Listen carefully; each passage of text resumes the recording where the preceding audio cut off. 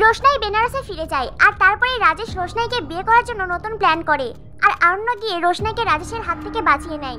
আগের আপডেটগুলোতেই সবকিছু তোমাদেরকে জানিয়ে দিয়েছি আর এরপরে আরও একটি নতুন আপডেট নিয়ে চলে এলাম। রোশনাই আরণ্যকের ফুলসজ্জা। বেনারস থাকাকালীনই আরণ্যক আর রোশনের মধ্যে প্রচণ্ড ঝামেলা হয় আর তারপরেই আরণ্যকের শরীর খারাপ হয়।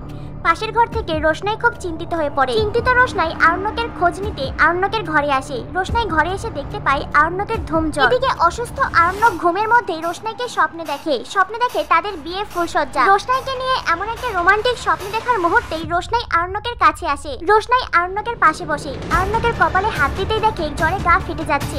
আরণ্যক তখন রোশনাইকে দেখে উঠে বসে। আরণ্যক রোশনাইকে বলে, রোশনাই তোমার হাতটা দাও। রোশনাই বলে, স্যারজি। আরণ্যক বলে, কোনো কথা নয় রোশনাই, তোমার হাতটা দাও।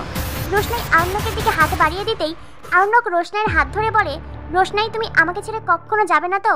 সবসময় আমার এই হাত ধরে রাখবে? আরণ্যকের কোনো কথাই রোশনাই বুঝতে পারে না। রোশনাই আরণ্যককে বলে, স্যারজি যখন আপনার শরীর ঠিক হয়ে যাবে তখন? আরণ্যক বলে, তখন কি হবে রোশনাই? রোশনাই বলে, স্যারজি তখন আপনি সবকিছু ভুলে যাবেন। আরণ্যক বলে, না রোশনাই কখনো নয়। আরণ্যক রোশনাইয়ের হাতে নিজের বুকে চেপে ধরে বলে, রোশনাই আই লাভ ইউ।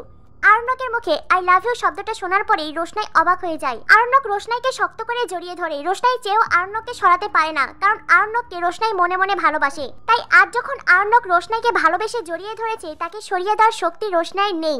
আরণ্যক রোশনাইকে বলে, রোশনাই আজ তুমি এই ঘরেই থাকবে। আমি তোমাকে নিয়ে খুব ভালো একটা স্বপ্ন দেখেছি আমাদের বিয়ের স্বপ্ন। রোশনাই বলে, স্যারজি এইসব কথা কেন বলছেন? অসুস্থ আরণ্যক রোশনাইকে এতটা কাছে পেয়ে সে গরিমাকে ভুলে গেছে। আরণ্যকের অবচেতন মন জুড়ে কেবলই যে রোশনাই, তাই তো সেই মনে আর অন্য কেউ নেই। আরণ্যক নিজের হুঁশে নেই। আরণ্যক রোশনাইকে শক্ত করে নিজের বুকে জড়িয়ে ধরে আর এইভাবেই রোশনাই আরণ্যকের ফুলসজ্জা হয়।